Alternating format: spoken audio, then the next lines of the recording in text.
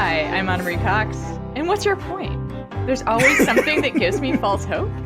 That I'm wasting my life? Welcome to Space the Nation, where we look at science fiction through the lens of...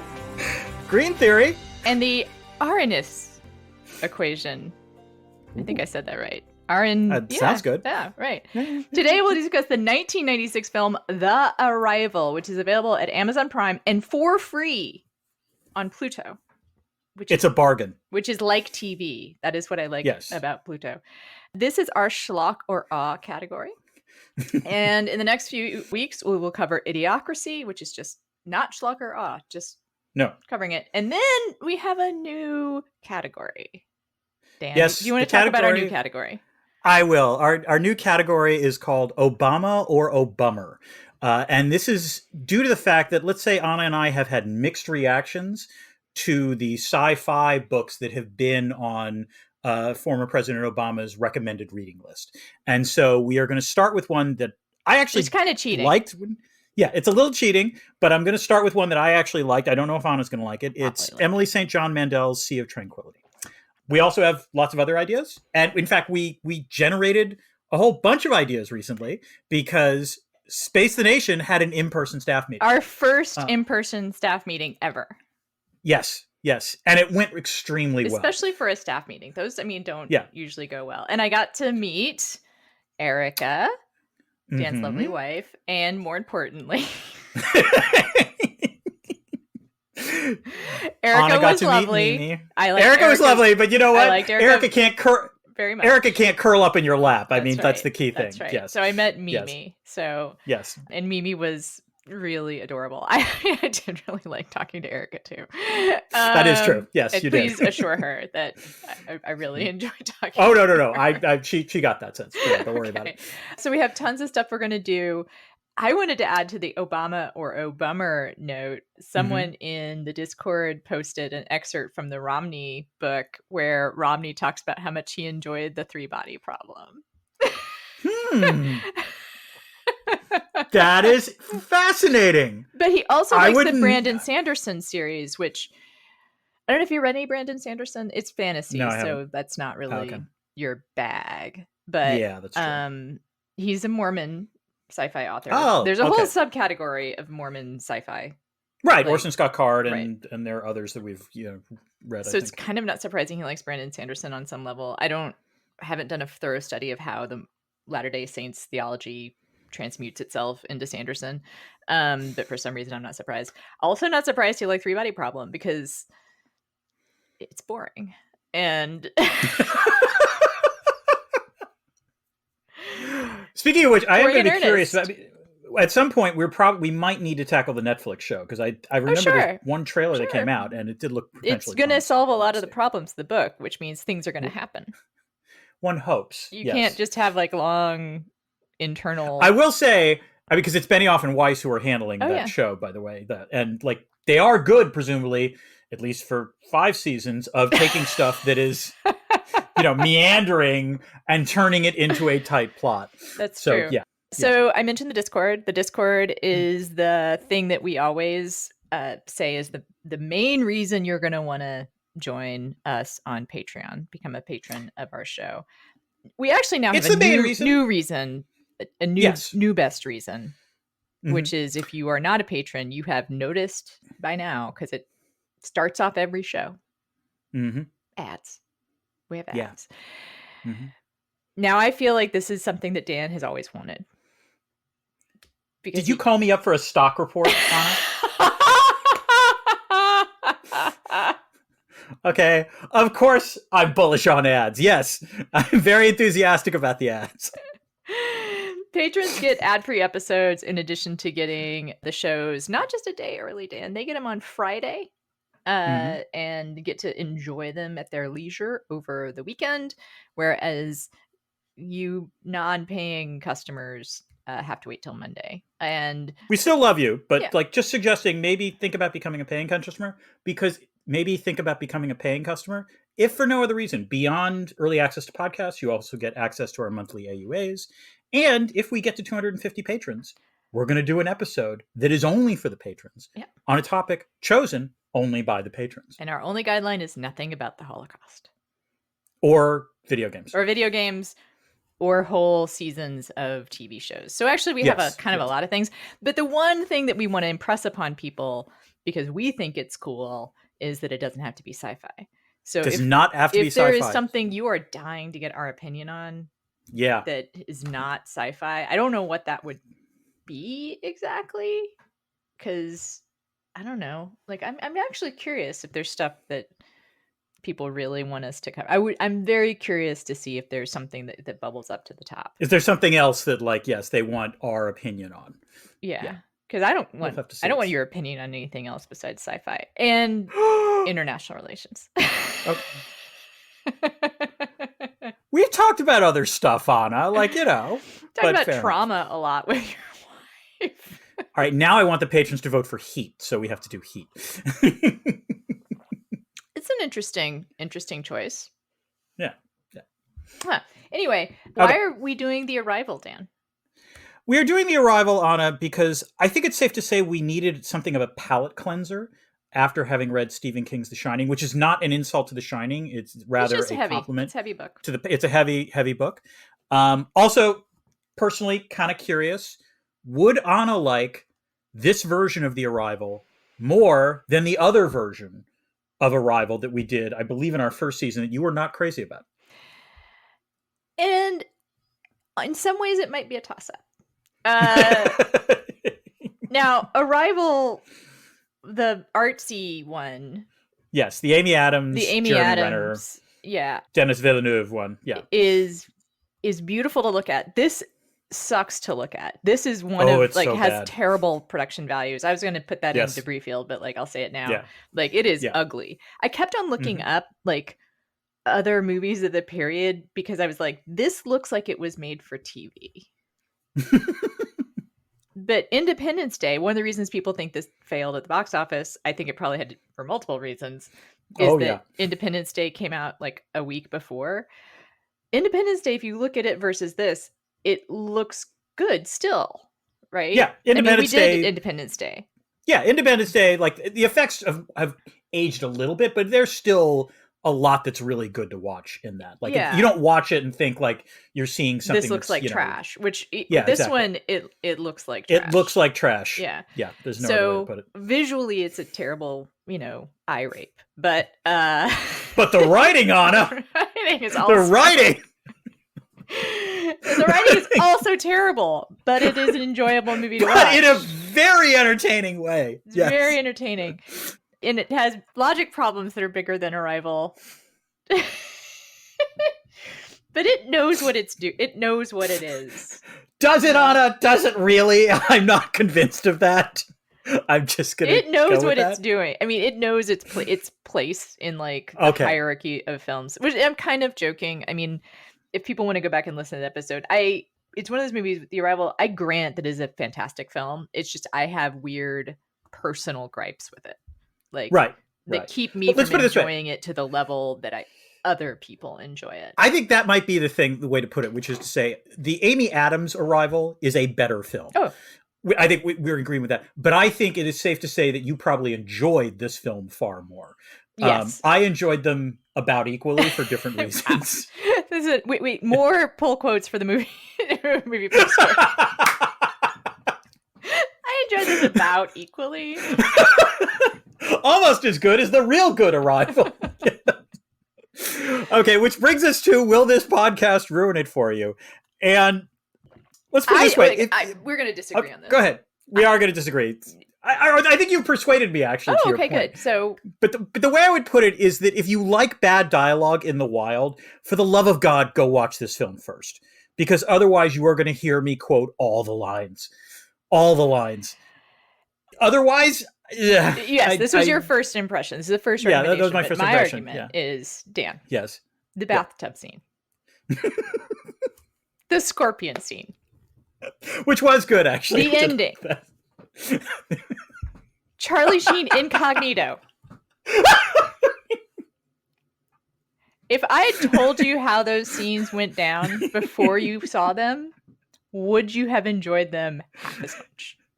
I'm going to argue, yes, actually, I would have enjoyed them still. I don't know. Some, The bathroom scene took me by surprise, and I was delighted. Live it this way, some of these scenes are very funny for very different reasons, and but they take a turn. Every single one of them take a turn that you're not expecting. True. Fair and enough. The payoff, like when you keep referring to the bathtub scene, I swear to God, for that scene alone, stop right now. Which scene? The bathtub scene. Oh, the bathtub scene. Yes. For that scene alone, I don't want to ruin it for people. Yeah. Stop right now. Maybe watch up until that scene. Or, you know what? I think and this is a good laundry folder. This is a great laundry folder. Stop now. Go do your laundry, fold the laundry, and watch this film. It is free, on Pluto, and if you have Amazon Prime, also free. It's also free on Amazon Prime if you're a Prime member. It is worth, I think, actually watching it. You've persuaded me that to truly appreciate what we're about to talk about, I think you might. I mean, there's a chance, like if you have real high standards, that our discussion of it will amuse you almost a fair as much. Yeah. But I don't even know if like we can do justice to the hilarity of this stuff in the wild. Also, what might be the most bizarre cast in a film.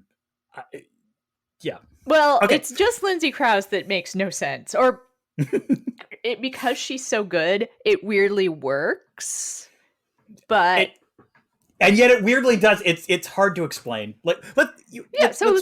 Let's continue. Yeah. All right. Let's talk about our previous experience. Yeah. Anna, go ahead. I thought I had seen it, but I did not because scenes. the scenes no way you forget this film. I would not forget it. This film changes you. Anna. I would have remembered the ending if nothing else, because the ending is. I'm going to call it a twist. I think I rewound and watched that ending at least 5 times. I think that's. I'm going to call it a twist because you do not see it coming. No, you don't. And you could not make it up. Like. Well, yeah. There are beats that you will see coming, for sure. Yeah. Oh, yeah. I had no experience. The only thing I remember about this film was because it's on the movie poster. Yeah, it was just the poster, and is Charlie Sheen, and I remember thinking, Charlie Sheen is an attractive human being and does not look good in this film. Like, it's just like the ultimate 90s buzz cut / goatee look. It is the ultimate 90s. I also had this thought watching it about Charlie Sheen. Number one, yes, there was a point where he was very attractive and cute. I think this is sort of at the point where he's starting to, the alcohol is making him look a little puffy. Yeah, okay. Dan, do you have any nostalgia for the time when male bodies didn't have to be like 2% body fat? So much nostalgia, Anna. So much nostalgia. It was a better time, Anna. Because when he takes his shirt off, I was kind of like, oh yeah, that was the time when like we didn't expect. And I want to be clear, he doesn't look horrible when he takes off his shirt. He looks normal. He looks like a normal human being. He looks like a normal human being. It is, I would say, even for the low standards of the 90s, lowered standards. Because we had this conversation about Matthew McConaughey's body as well. Yeah. Matthew McConaughey looks better than an average person. He does not look like what has happened, which is, to be clear, cruel. Yeah. What has happened to male bodies is not good. No, it's the same thing as what's happened to women. Yeah, but although women got decades, it earlier. But women had this happen earlier. Yeah, right. But Charlie Sheen he looks very normal. Yes. He looks. I am pro normal body, Anna. There is nothing that in that t-shirt reveal that you have not seen in a normal American locker room. Like, all I will say is that Teri Polo does some fine, sort of acting. Like she will. Okay, we'll get to this. We have to get started.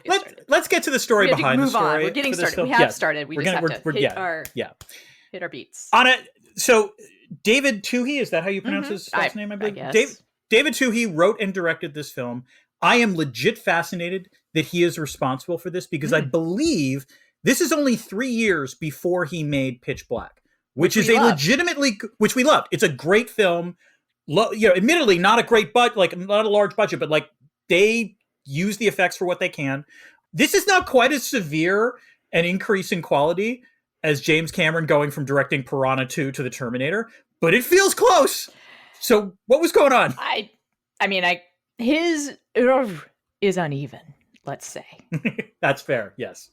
He made Pitch Black 3 years later and for $2 million less.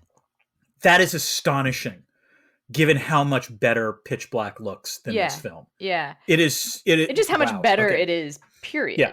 Right? Although, by the way, this is credit to Vin Diesel as well, because that's part of the reason Pitch Black works. But like, yeah. So there's not enough written about this movie, or at least there's not a lot to find, because every time I Googled it, I got stuff about fucking Arrival rather than The Arrival. Another reason why you don't like the film. Yeah. And this does seem really ripe for like an oral history treatment, you know? Yeah. Like, I want to know what Lindsay Krause... I just want to interview Lindsay Krause about all of it. Just all of it. What movie did she think she was in? Was she given the rest of the pages? Like, oh, that's an interesting question. Yeah. Did she think she was in like a prestige drama about climate change? A sort of parallax view, like conspiracy thriller about climate change. And it should be noted that like Lindsay Krause's appearances in this film, it's hard to describe, but the way I would put it is that she's in pretty much a different film. Oh, yeah. For the first third of it, and then finally starts she's interacting. Still in a different film. She's on screen with Charlie Sheen. She shares a literal screen with him. Yes.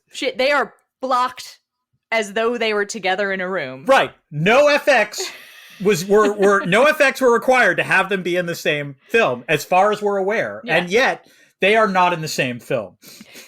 This we'll talk. Maybe we talk about it when we get to it. But I really love those scenes. Now, this is also interesting. Tui wrote that part for Sheen, having worked with him on Terminal Velocity, which I knew that name. Dan, would you like to just take a shot at what it's about, like a one-line description?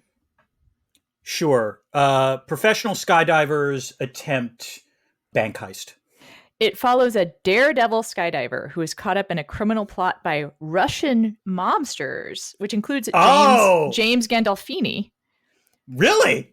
Forcing him to team up with a freelance secret agent in order to survive.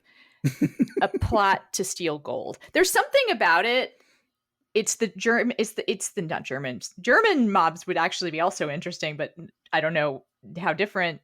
I guess a different movie, but like it's the Russian mobsters stealing gold for some reason. Also, throwing gold out of a plane gold is heavy, Anna. I don't know. Like I just kind of You got the professional skydiver part. I guess there was a part of me that thought that maybe I confused it with the bicycle delivery movie. Oh, Premium Rush? Premium the one Rush. with Joseph Gordon-Levitt? Yeah. With Christian Slater, I think. No, Joseph Gordon-Levitt. Oh, that's right. I feel like Christian Slater is also in a movie where he plays like some person who shouldn't be involved in a bank heist. This is not interesting. Hard Rain. Oh, wow. Our knowledge of 90s movies is actually pretty good. It's a little disturbing. This is not interesting, though. Let's move on. No, I thought that'd be funnier than it was. All right. Also disappointing, the trivia in this movie, the IMDb trivia is... I'll just read you some. Okay, so here's one that's kind of interesting. The sound effect for the alien screaming is the same sound effect created for the velociraptors in Jurassic Park. Okay. I guess that's also kind of interesting. Skeleton Man places emperor scorpions into Alana's room. They are harmless. That is actually hard to believe, because I got to say, those scorpions they look bad. Nasty. All right, so this movie, and this is the one that I was like, we're really stretching here. This movie and Independence Day both deal with hostile aliens from another world. Both came out in theaters in 1996. And 20 years later, Independence Day Resurgence came out and Arrival was released. Although the latter has no connection with the Arrival. Anna, I like to think that 3 years from now, they're going to release, Independence Day, Independenter or something. Yeah. They're going to release another sequel to Independence Day. And the Arrival pairing will somehow be a thing that combines these two films. Like if they can, like if it turns out that Arrival and The Arrival are in the same universe, whoever can pull that off is going to win a goddamn Amy Oscar. Adams plays a daredevil skydiver. No, wait, sorry. And then here's another like piece of reaching, which I just kind of like. Teri Polo, Ron Silver, and Richard Schiff all appeared in The West Wing, along with Charlie Sheen's father, Martin Sheen. I will say I was disappointed. I watched this on Prime. I was too disappointed with the trivia notes that were in there. They were just underwhelming, especially given they're really trying. Yeah. It was funny also because you can upvote these trivia piece of trivia, and these are like downvoted. People are like, that's not helpful. Here's a piece that of not trivia but interesting. So the climate change piece, which I will probably talk a lot more about. We will, because it is interesting that it's the main plot. If you recall, global warming was just starting to emerge as a source of public anxiety. It had been identified by science as being a problem. But Tui probably got his timeline from the IPCC report.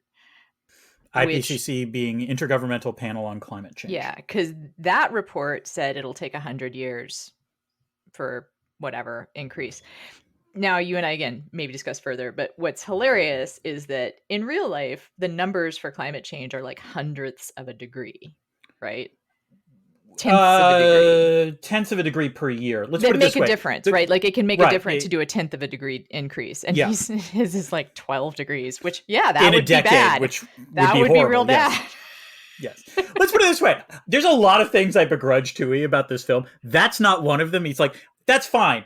Projecting it would be horrible. Increase it totally and that's fine. sort of also a commentary on public, public, apathy, which is like, if scientists said it was 12 degrees, I would hope that people would be a little more alarmed. Freak out. As it is, that it's like, well, that's 10th of a degree. You can't even feel that. And then also, I thought this was interesting. There's everything, all this stuff, Dan, all this stuff about climate change, the research takes place in the Arctic.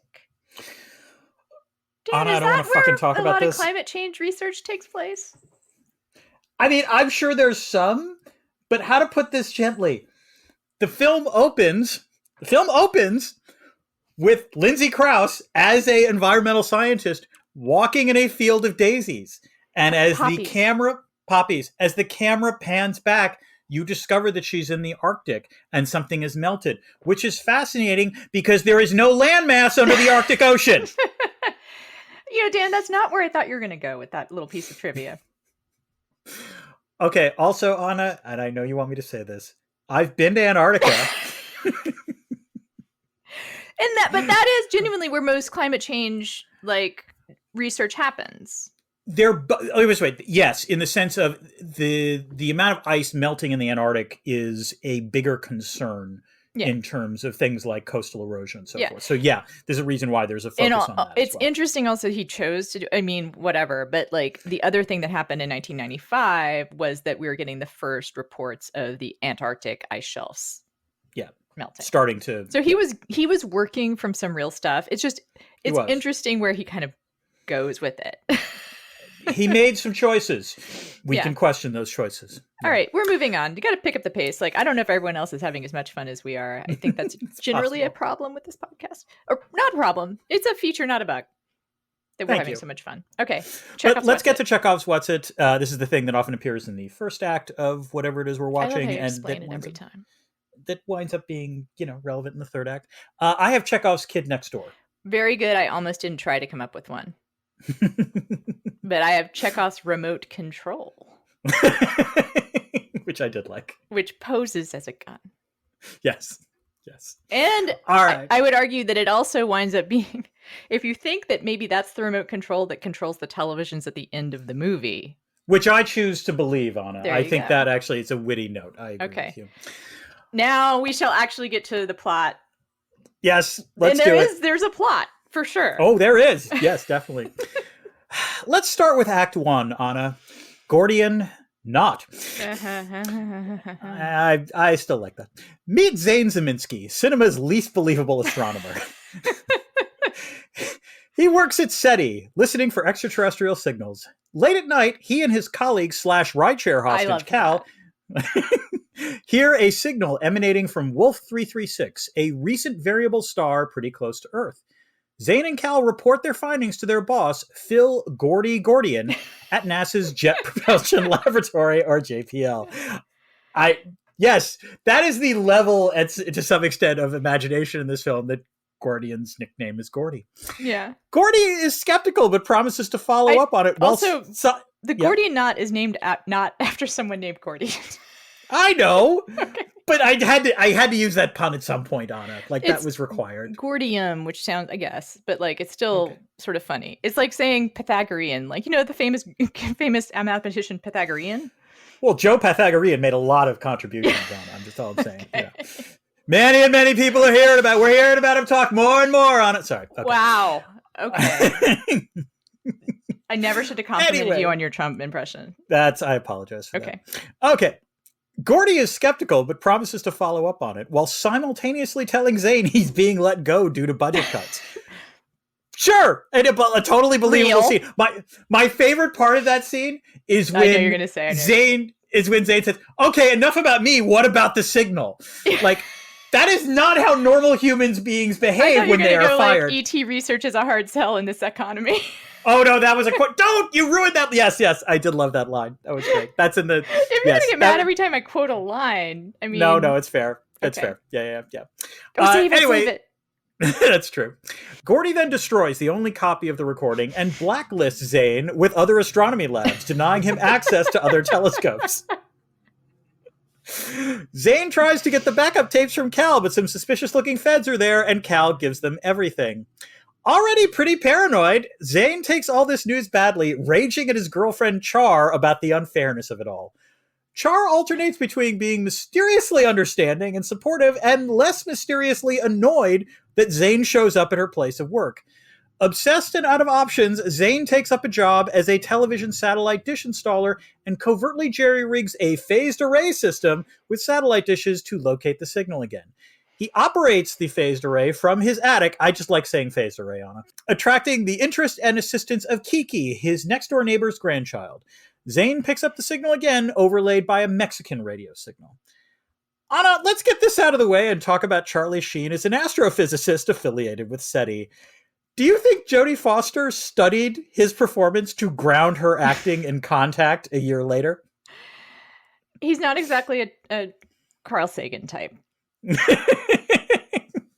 It's funny because it got me thinking about the social cues that signify like real scientist versus not scientist. And it is true that Charlie Sheen seems more like someone who would be caught hanging out at a college bar, way too old. Yes. Than teaching at a college, right? Right. Yeah. And part of me is just he's so Charlie Sheen. Like, there's not a lot of acting happening here. There really isn't. No. Yeah. Interrupting your scheduled program for some capitalism.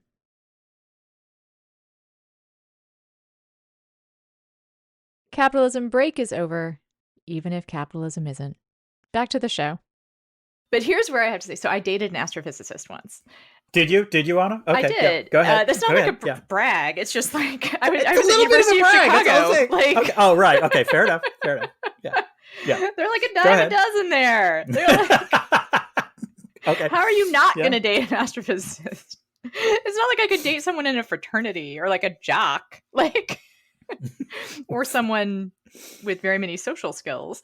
But this guy's the reason I bring it up is he was actually kind of like just normal dude. Like, I think it's funny too, because he was a graduate student and I think he went to like USC undergrad. And like, he was just kind of like a dude, you know? But I also, the other reason I bring him up, and this is the humble brag, he once took me on a date to a telescope. I can't remember the name of the telescope in Wisconsin. It was one of the largest built at the time, but it's an old one that it's not like super useful now. But yeah, he took me to a date at the telescope. But it's like, super romantic. I mean, it's clearly useful really for that. Cool. Yeah, that is sweet. Yeah. And I don't remember why I stopped dating him. If you're out there, If you're out there, I think his name Anna was still it was remembers that something date. super normal, like Brad. He was, yeah. Anyway, I just thought of him too because, like, there are scientists and academics who are not like dweebs. I mean, a lot of them are like Or us. obsessives. Yes. True. No, absolutely. But let me put it this way: the way I would put it is that in terms of acting, like, but he's not acting. and maybe He's not trying to do like an against type scientist. You know. No, He's but just I don't think he's being doing really much shitty. acting. Period. Whereas Jodie Foster, like, was believable. Like, I don't know. Like, and Right. maybe it's because Interesting cultural coding about what seems believable as a scientist. I That's know. the only thing I'm Fair trying enough. to bring up. Let's move on. I think that's fair. Yes. All right, let's get to Act 2, a Mexican astronomy binge. Not the only time that joke will come up. Okay. Oh, yeah.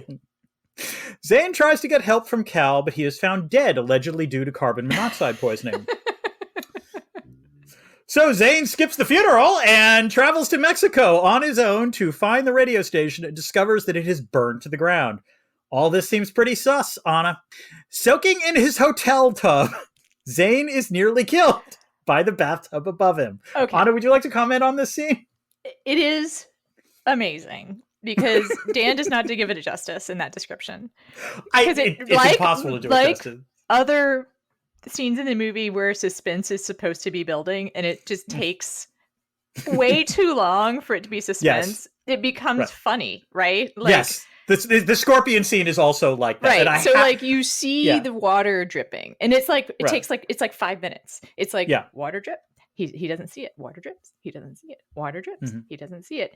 And it sort of feels like they're setting up for like electrocution or something. Or maybe it could have been Chekhov's bathtub. That maybe like that scene is fine, but then like 20 minutes later he's in the bathtub and that would have happened. What like, you don't expect. What you would not have expected. What I could not have predicted. Is the bathtub falls through the ceiling. The bathtub above him falls through the ceiling.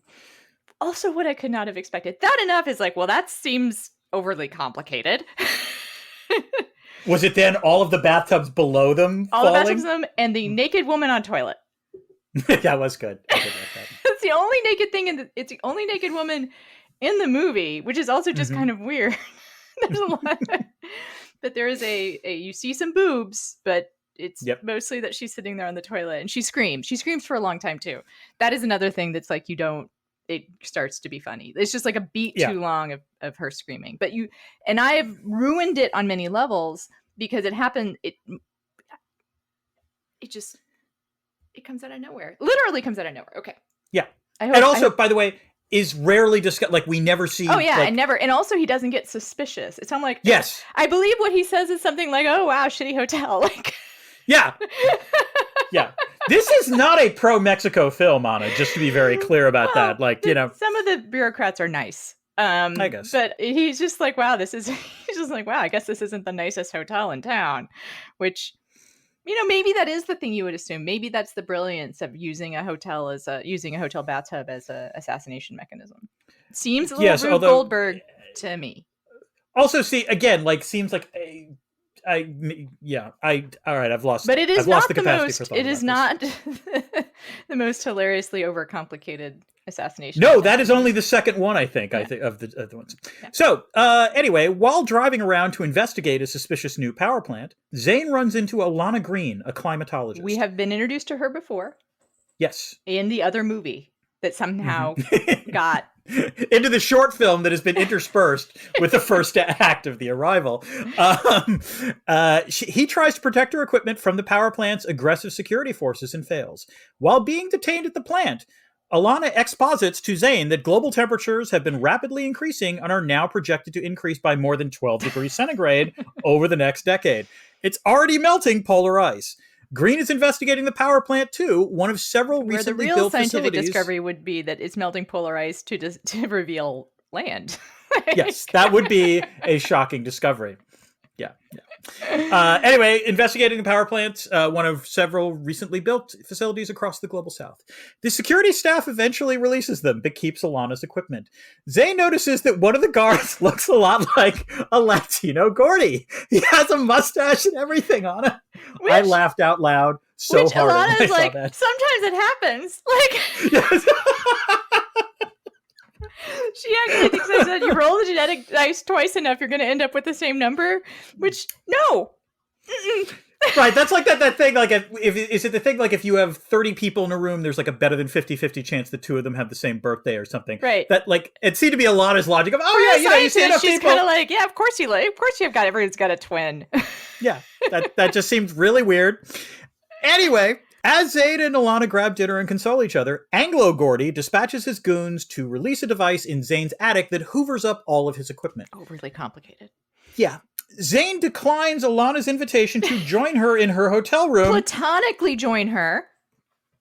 Was it platonic? So hold on, just wait 1 second. To continue investigating the power plant, scorpions are planted in Alana's room, however, Again, killing not her. doing it justice. Oh, yes. Okay, so actually, a couple things. First of all, that scorpion scene was hysterical, and I do wonder, I mean, Tui had to know that was going to be funny. Like, right? How long do you think how long? There is just a scene after scene of her narrowly missing the scorpions. Like, just right. My favorite are the scorpions on the fan. Yes. Like, there was like a scorpion on each blade of the fan on the overhead fan. I'm like, how did they get there? How would that even have happened? Like that? Yeah, exactly. Yes. But she misses, and she barely misses and barely misses and barely misses. And then we get a shot of her feet under the covers. Right. There's a point of view shot, like a scorpion POV. It's scorpion cam. It's scorpion scope. Yep. Her giant feet sliding under the covers. Scorpion cam. And then listeners, again, this is where you really do need to watch the film. Then she screams. I honestly thought she was going to escape this fate, because, like, you don't extend this that long. I admit I was surprised discovering that it actually had worked, because and then also she just dies, and like it's no one again, no one notices or says anything. Okay, now back to the platonic but hold on, night. You were asking what Lindsay Krause was doing in this film. Oh yes. Maybe I have a pet theory. Maybe Lindsay Krause finally saw the script at this point and said, "Nope, I want out. I want out. I've done as far. Write me out. Write me out. Okay. I don't care how ridiculous it is." Now, I think yes. Mm-hmm. Okay, because I think we can agree they have about as much chemistry as Matthew McConaughey and Jodie Foster in less, which I didn't think was possible. Yeah. But yes. But we need to talk about the film's conversations between Zane and Char, as well as Zane and Alana. Okay. To put it gently, did the aliens write this script?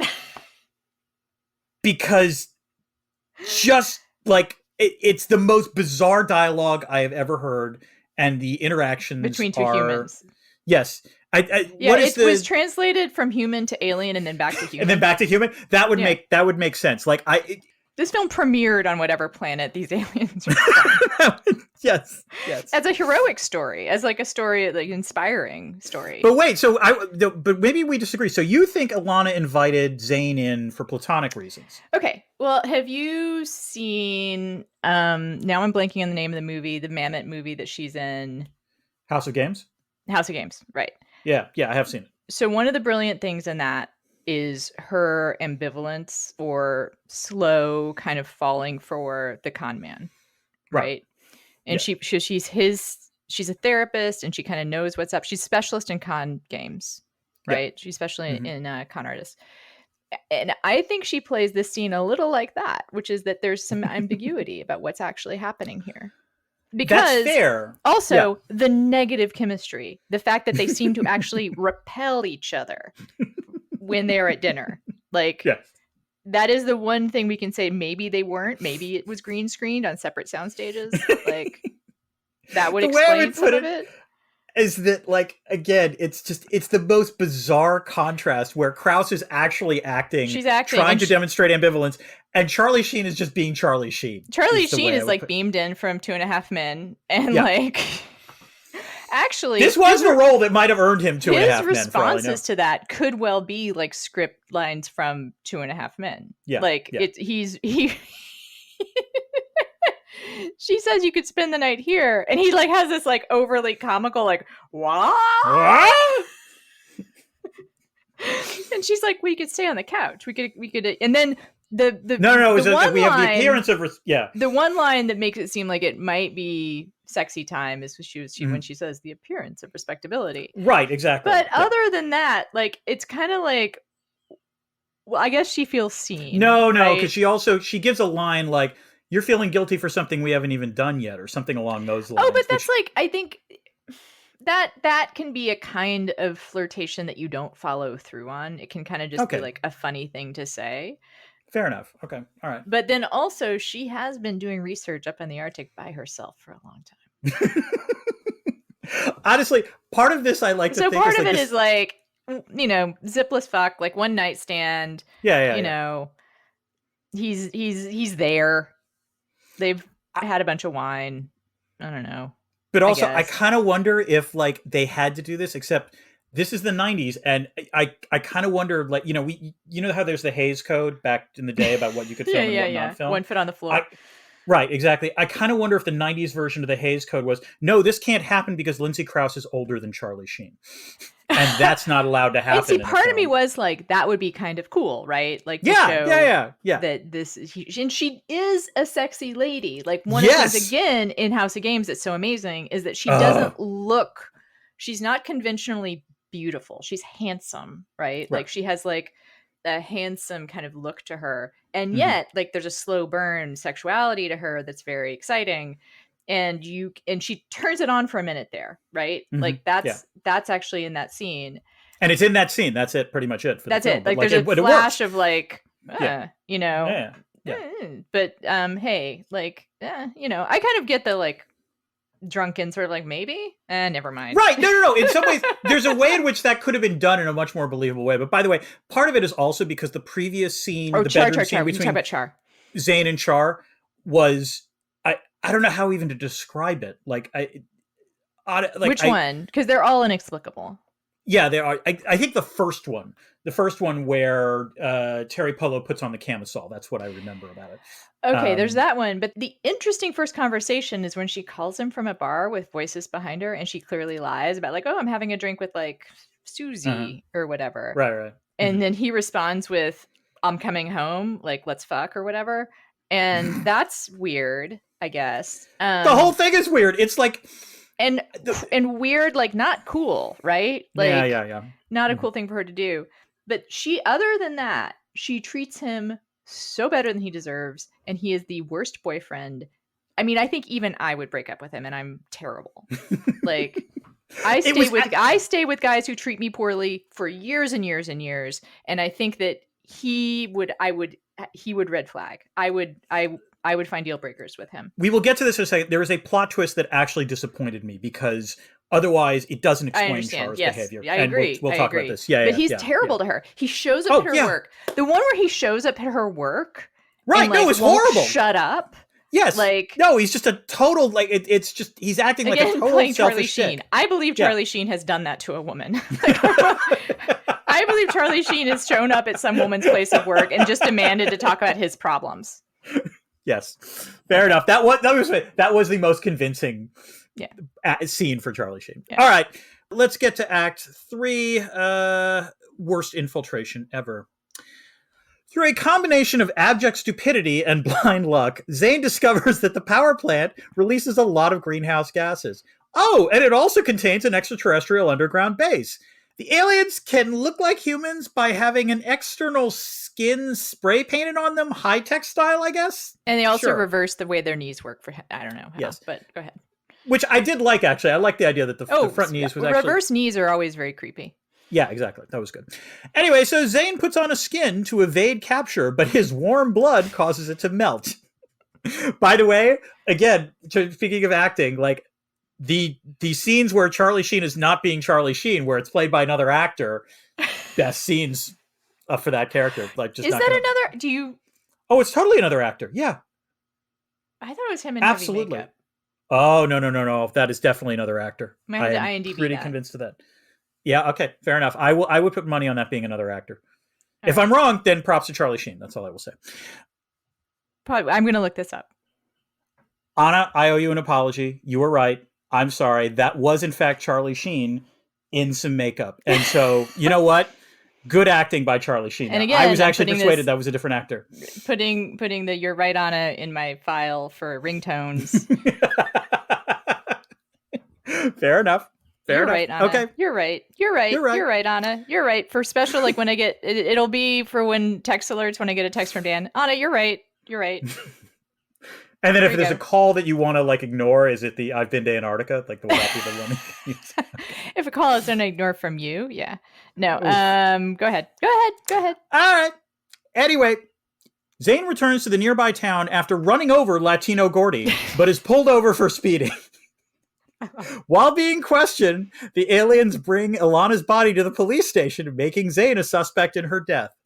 Zane somehow manages to escape. It was the Mexican rodeo.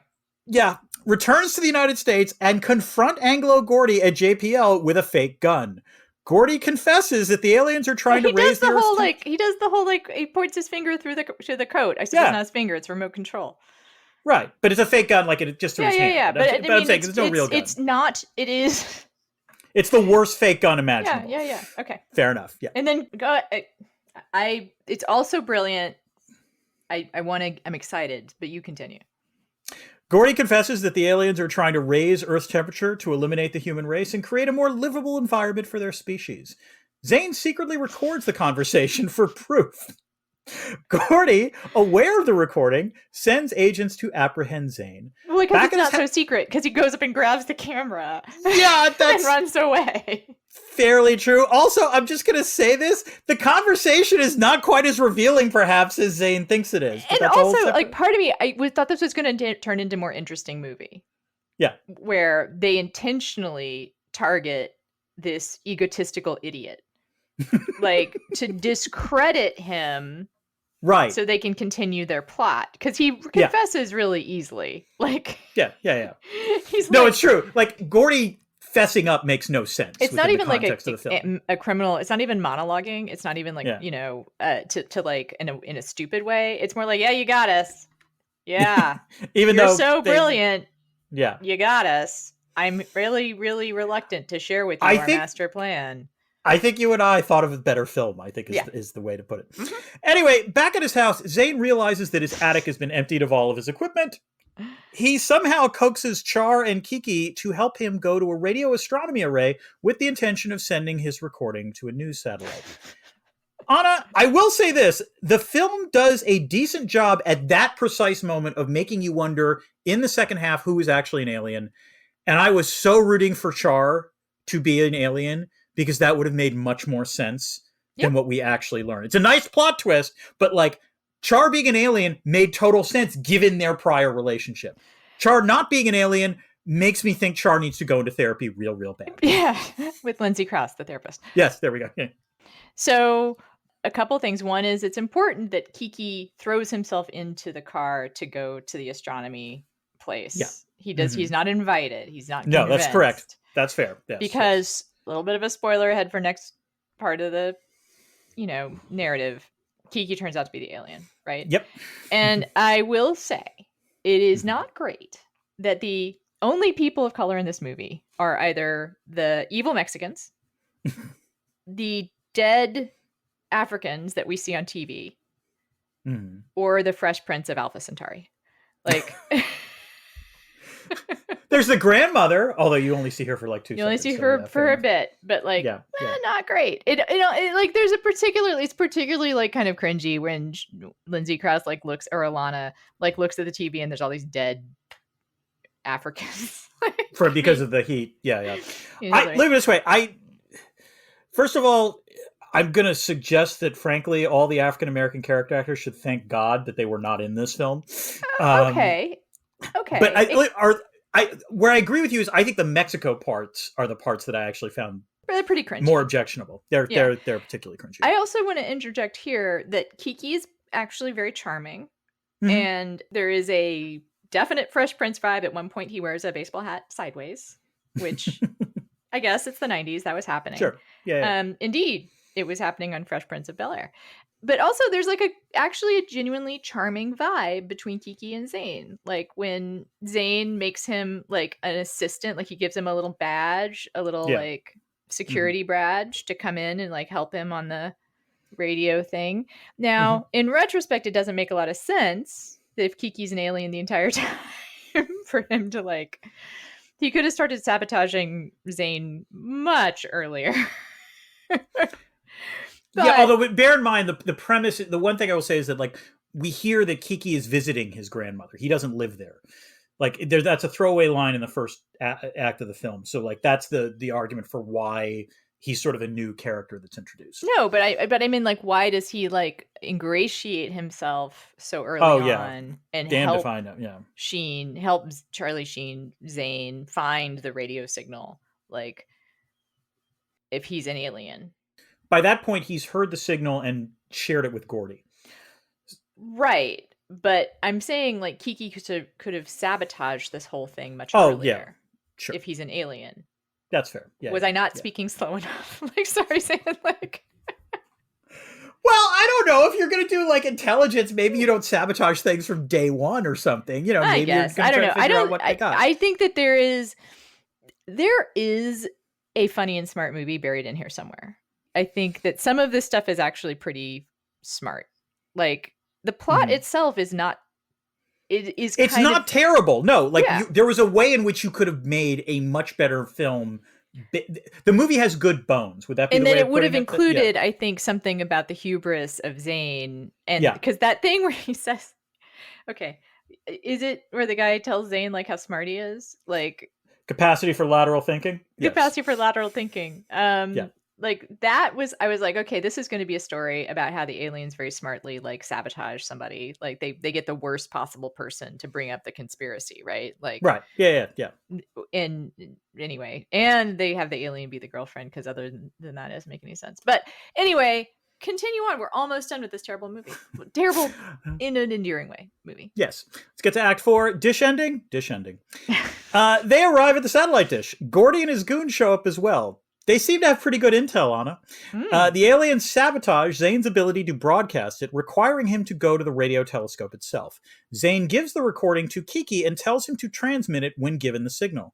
Zane and Char sneak into the telescope's base and lock themselves in the control room while Zane makes the necessary adjustments. But when Zane signals Kiki to play the tape, Kiki unlocks the door and lets in Gordy to enter to grab the tape. He was an alien all along, as Anna predicted.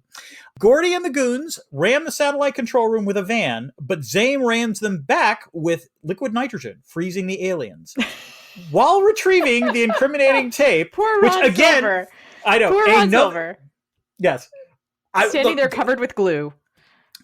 I will say two things about that. First, at least they did not make Latino Ron Silver try to speak in Spanish with a Mexican accent. I don't know if you noticed that. Like there's one line of dialogue that is clearly dubbed and it's not him. But like otherwise, when you see Latino Gordy, he just looks. He never talks. The other thing is this was yet another scene where it takes twice as long as it should have for like Zane to try to retrieve the tape. But while retrieving the incriminating tape, Zane accidentally releases a cleaning sphere that begins to engulf the room.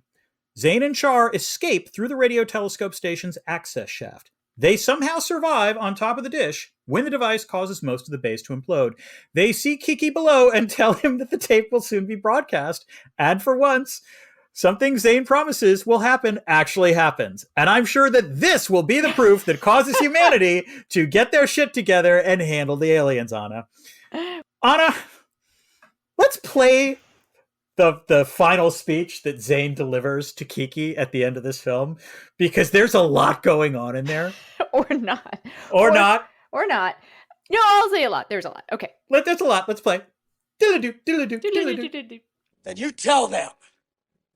You go back and tell them that I know. That she knows. That others will know. It's not going to be easy.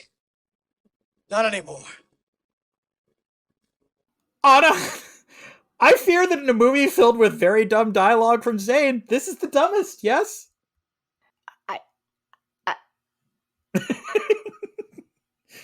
It's Listeners, Anna is speechless. I wanted to just, was going to try and figure it out, but then decided I wanted to watch college football, like do damage to my brain in some other way. So speaking of concussions, that would explain this dialogue.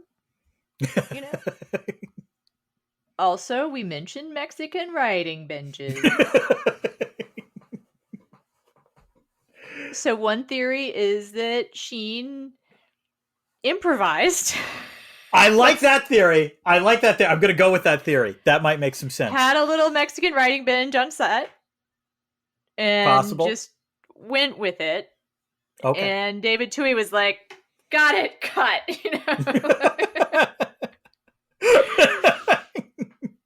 I mean, okay. Should we try? Because every sentence doesn't make sense. In a way, that's kind of an achievement. To have it doesn't. There's no internal logic.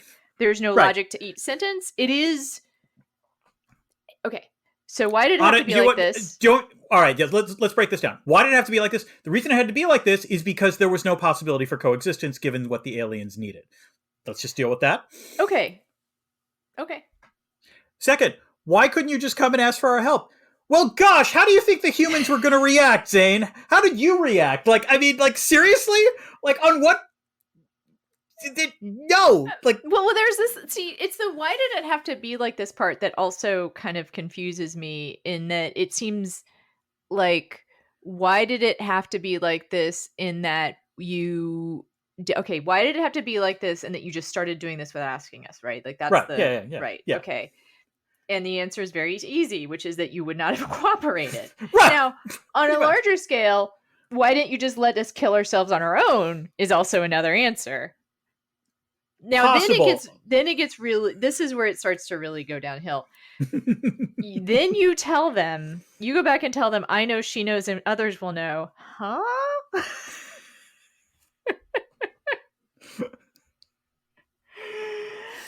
Okay.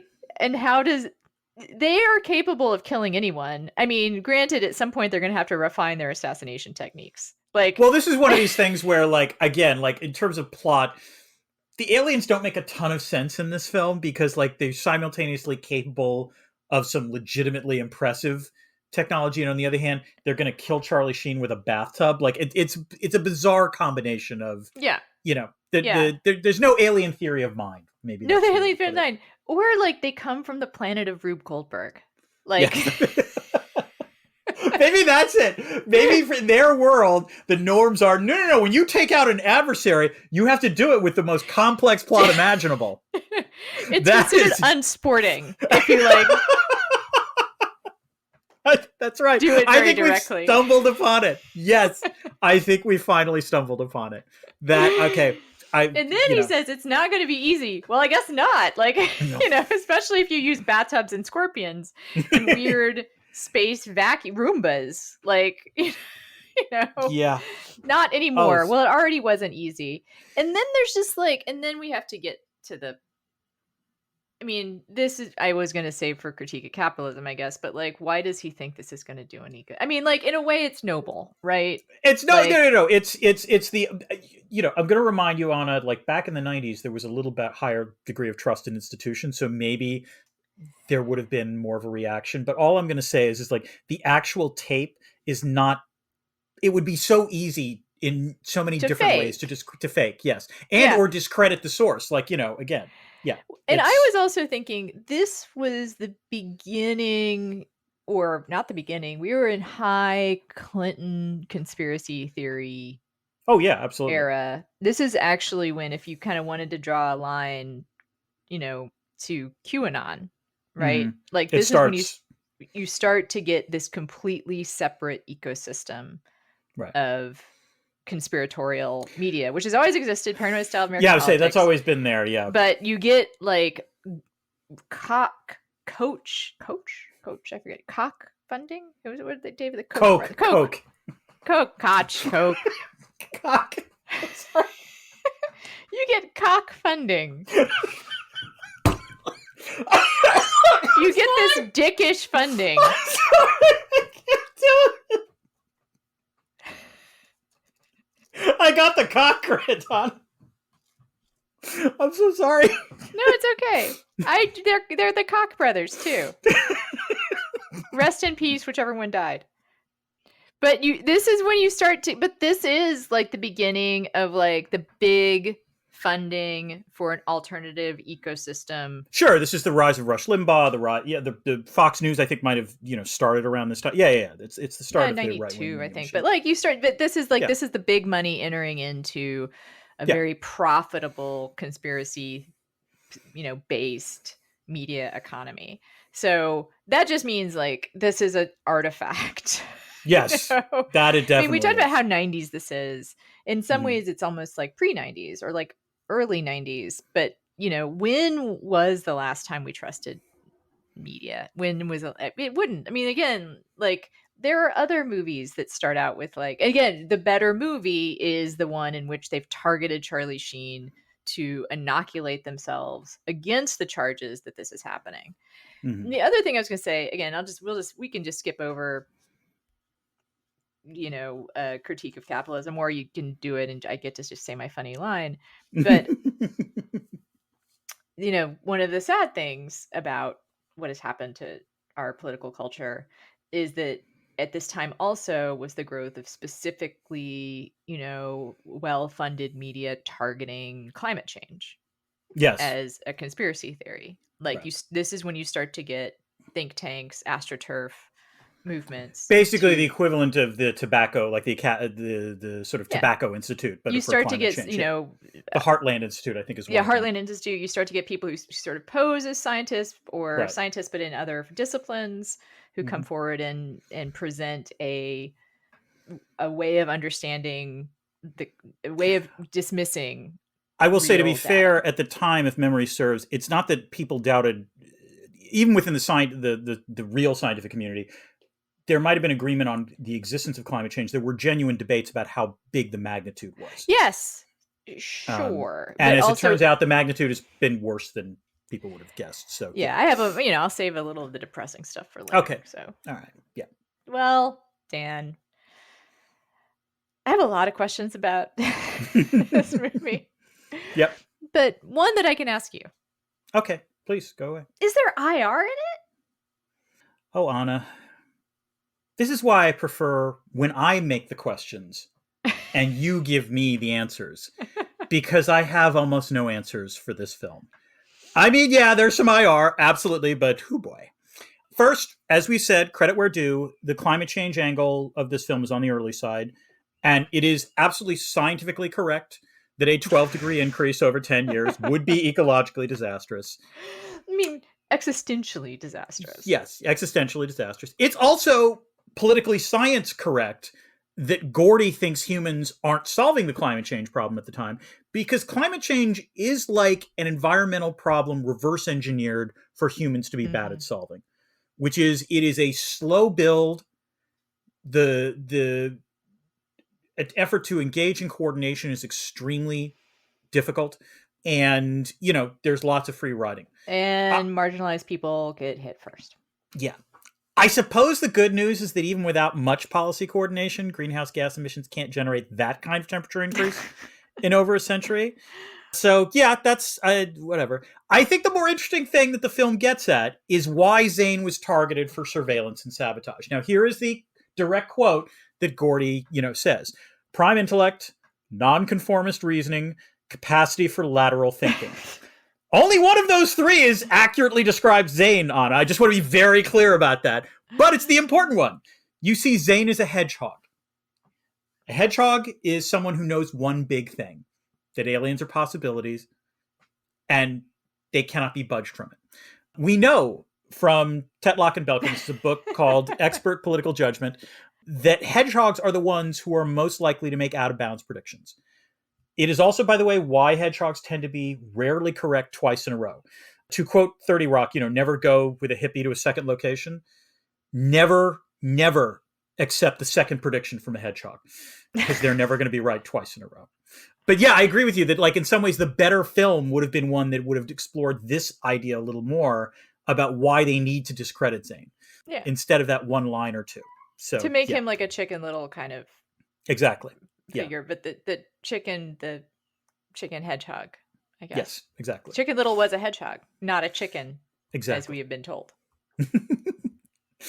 But Anna, now I have a small question for you, although I think you've already answered most of it, which is there a critique of capitalism in this film? You know, Dan, I really must say, I really enjoyed our talk tonight. It's uncommon for me to find someone who can actually grasp the things I'm passionate about. Oh God, it's such good dialogue. Such good dialogue. So while I know we disagree about capitalism, I want to talk about what we can agree on, which is how hilariously inadequate this movie is when it comes to paranoia about climate change. Mm-hmm. We don't need the aliens, right? Like that's the headline here. And now I know you've been to Antarctica, so we've covered that.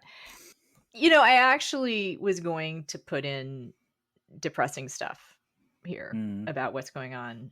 The one that I actually, everyone probably knows, but every year since I think 2012, things have been warmer. We have a new record year as far as heat goes, global recording of temperature. And whatever, like I think our listeners are probably pretty familiar with what is happening. Yes. I wanted to recommend a couple of things. One, The Merchants of Doubt, which is a book and a documentary about what we were talking about earlier, which is the active program to discredit climate science. And the other thing I wanted to do is just slightly uplifting, which is the Yale Center for Cultural Cognition has a kind of not great name, but what they do is work on ways to message climate change and to engage people in conversations about climate change who may be skeptical or the bigger problem, which you have mentioned, just so pessimistic that they don't want to do anything. Right. So and they have, I believe, like some things that would be useful on an individual level if people are curious. Like if you want to talk to people about climate change in your life, like, and you want to make it something that doesn't seem so overwhelming and scary that why bother? So yeah, Yale Center for Cultural Cognition, really fascinating stuff. Also stuff that interests me because among other things, and you probably know some of this stuff, people who are intelligent are harder to convince that they are wrong. Right, because they are much better rationalizations. Right, the more well-educated someone is, the harder it is to convince them that they might be wrong about something. And, you know, you'll just be backed up with some research about how to do that. So, yeah, and, you know, capitalism is one of the reasons we have climate change. That's the part that's kind of obvious. And again, as a journalist, I don't know how to feel about the end, right? Like, it's a lot of faith in people's ability to recognize threats. And I do think if we could convince, you know, the global West, North, whatever you want to, you know, those of us mostly white people, that it was others that were responsible for climate change, maybe we could get something done. Like if you could make it an enemy. We are now at the point, I'm just going to say this, where China's CO2 emissions, greenhouse gas emissions, exceed the rest of the G7 combined, or all the G7 combined. But TikTok. Also, by the way, it's easier to scapegoat them for TikTok than it is for climate change. Yeah, that's what people believe. The basic problem is that even if you recognize that China's the bad guy on this, you can't bomb China out of, you know, not engaging in climate change. So it's a problem. But we could kill aliens. Like that's what I'm saying.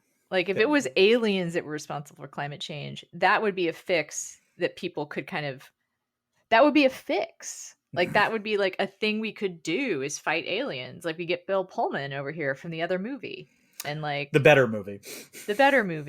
I don't know. I mean, I don't want to depress people somehow. I guess there are things we can do. There are things we could. Let me put it this way: too late in an existential way. No, the way I would put it is that, you know, climate change is real. It is happening. And unfortunately, a lot of it is baked in. There are still decisions that we make now that have significant impact about how bad it will be going forward. And it doesn't have to be that bad. So my point is that, yes, there is still hope. And also, by the way, there actually has been significant progress, believe it or not, that has been made, you know, in terms of things like green transition. So I don't want to say, you know, it's hopeless. It's not. Where that's come from has been not so much individual changes, although yes, everyone should recycle, you know, that's great. But it's been at the agitation. People have agitated for change. People have asked and, you know, voted in ways that make larger sort of, you know, cultural and policy shifts. And that should be our focus. All right, let's get to Schlocker. Speaking of focus. Yes, we need to decide. Anna, what is your take Is this schlock or is it awe? I mean, I'm slightly odd at how schlocky it is. How about that? We were discussing this before we started taping because I was going to say it's awe, but then I think we realized that this is not actually a binary category. It's not a system. discrete variable to continue. Yeah, like it is a Venn diagram and not like polar opposites. So I would say that this is in the Venn diagram of, towards schlock, but incredibly fun to watch. Yes. Let me put it this way. My vote is schlock. It's so much schlock. This is the schlockiest schlock fest we have ever schlocked on. But oh, schlock you. No. There are, but we'll get to this in a little bit. Like, I will say, having talked about it, I can now see it's possible to explain how David Twohy could have gone from this to doing Pitch Black, which is to say, you're right. You're right. There are the film had bones that could have made a much better film. This is not that film. Different cast. I do want to interview Lindsay Cross. Like, how did you? What? Oh, that would be great. When your agent did you have a mortgage that you needed paid? A vacation house, you never know. Yeah. Yeah. She doesn't strike me as a vacation house person. Yeah. Oh, but wait, what's that? Pieces of a satellite. Vacuum sucking things up. All right, it's the debris field. We talk about stuff we haven't already had a chance to talk about. Dan, we have covered a lot, but apparently you have some dialogue you'd like to do dramatic readings of. So here are my favorite lines of the entire film. Well, you've obviously got some ratty data, which I'm sorry, was just lovely. I miss your weird and paranoid brain. That was going to be one of the ways I started. Because yes, Dan, yes. when we're apart, I do miss your weird and paranoid brain. Likewise, Anna. I get so damned apocalyptic when I drink. I have to admit, Anna, I hate to say this, I did think of you when I saw that line. Sorry. Not in my bed, still in my head. That is that's a good line. It's actually a good line. Yeah, no, it's a good line. I guess there's something to be said for abstinence, which I believe is one of the lines that also, Lindsay Cross says. Yeah, words to live by. And finally, my personal favorite, because it also happened to be true, Zane saying, "Actually, I look like a can of smashed assholes." There's also where he says a tip if you ever are invited to travel with a Mexican rodeo, don't. Yeah. Which, again, just words to live by, I feel like there's a lot that we think of as bad dialogue when it's really just like, probably hard-won knowledge, really. I only have one other thing on it, but do you have any more? I was going to say just how shitty it looked, which we already talked about a little bit. It is terrible. Like, it is, if you just think of it as a TV movie, it's probably a little bit better. We have not mentioned that Richard Schiff is actually, good in it. In fact, there is some decent kind of like physical comedy in like the first part of it that made me think I was going to be watching a different movie. That, by the way, is almost all Richard Schiff, I would say. Like, it's pretty much him. Like you're right. It's actually a legitimately good performance as sort of a schlubby guy. Also there's other stuff. Dan, I'm remembering and seeing some notes here of other quotes. Okay. All right. Yeah. What do I want? I want to blow a head in your head and donate the organs to science. But I've got a few questions first. Yes. And then something I think we should adopt into our own dialogue. Yes. Do you want to see the ruins, my friend? I almost made that my opening line. Yeah. Because, yes, that was good. And then I think, I already said searching for ETs in this political. Oh, it's in this political environment, not economy. Economy would have been. That would have been much funnier. That would have been funnier. Okay. I think that we've now. I think we've covered it. I want one last thing. The only thing I will say is that there's a way in which I think this is David Twohy's version of Geostorm. Because do you remember how in Geostorm, like all of the absurd stuff, like the fact that like the Gerard Butler character was just bad at everything. And then it turns out that winds up being a plot point, like that, like they were set up to sabotage. there are aspects of this film where Chewie is clearly doing the same thing. Like I think he knew this wasn't a great script because where like that the scene between Zane and Char where like Zane is like, why are you with me? I think Chewie realizes that it doesn't actually make any sense. And I think he thought if he writes it in, maybe that makes it more plausible. Or there's a scene in the attic with his lab where you see this dry ice machine. Oh yeah. And I remember watching that and I'm like, what the fuck does that thing do? I wrote it down. Like, he explains it. And he explained it about 5 minutes later. It was like, Yeah. okay, well done, Chewie. Like you knew that we were going to need an answer to that. So like you could see the nascent form of a better film. That's the way I would Okay. Recasting this also could have made it a better film. Yeah, that's true. Nick Cage. Oh, God, of course. That would have been great. Yeah. Yeah. No. I mean, it would have like it because his passion and charisma like would have carried it through, and even like the casting against type, to say the least, And as a by scientist. the way, even if he was bad, like it, there's no way you lose with Nick Cage in this film. It either would have been a much better film, or it would have belonged to the pantheon of great. It would have been at the level of The Wicker Man. That's what I will say. Exactly. Yeah. Or National Treasure. Like I think this dollar bill is talking to me. One of my favorite lines of all cinema. So, I think this dollar bill is trying to tell me something. That's if we get to 250 patrons, they can make us do that film. They can make us do National Treasure. Please, I beg. Oh my God, yes. Oh, we haven't thought about doing a Cage month. Ooh. We could do some stuff that's actually, I understand not very good, but I'm curious about. Like, is he in Numbers? That's supposed to be pretty terrible. He's a bunch of horror stuff too. Yeah. So, all right, Dan's expression, by the way, I cannot tell if he likes the idea or not. I do like it. Okay, all right. We could think about this. Yeah. I think that we've reached the end of our discussion, and we should wrap up. This has gone on very long. We actually enjoyed it. We did. Okay, so you can reach us on social media, such as it is. I am at Anna Marie Cox. He is at Dan Dresner on Blue Sky, which also has, I realize I'm telling people on Blue Sky, but there's also, it's like at annamariecox.bluesky.social or something like that. So if you enter Anna Marie Cox, you will be found. Yeah. And then if you need a code for Blue Sky, I have posted some in our Discord. So, I also have codes and can provide them as well. Yeah. So another reason to become a patron. Would love to grow Discord. I would love to grow Discord. I would also love to grow Blue Sky because it's still fun. Yeah, it is. It's still fun right now. I am also on Instagram at Anna Marie Cox. On Instagram, I mainly post pictures of my animals who are pretty fucking cute. They are cute. I mean, they're Mimi level cute. They're Mimi level cute, especially Bram right now because he's still a kitten and still kind of nuts. Mm-hmm.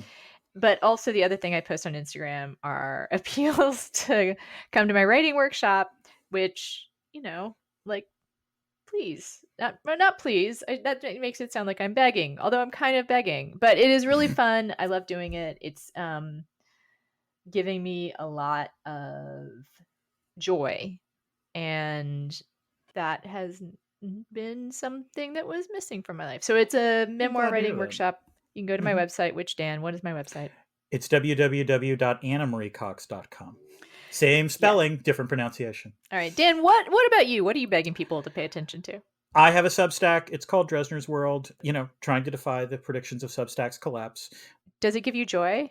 Does it spark joy? It does actually give me joy. It does give me joy. You've had some good columns lately. Thank you. I liked your Tap the Sign one about don't pay attention to dumb college kids. That's probably one of my favorites. Yeah. Thank you. And I make that appeal to our listeners. When people show you dumb signs from the protests, like, that's not necessarily representative of how people think, really. Particularly hey, over Dan, the want to talk about No. Let's just tack on to this already long episode of discussion of Gaza.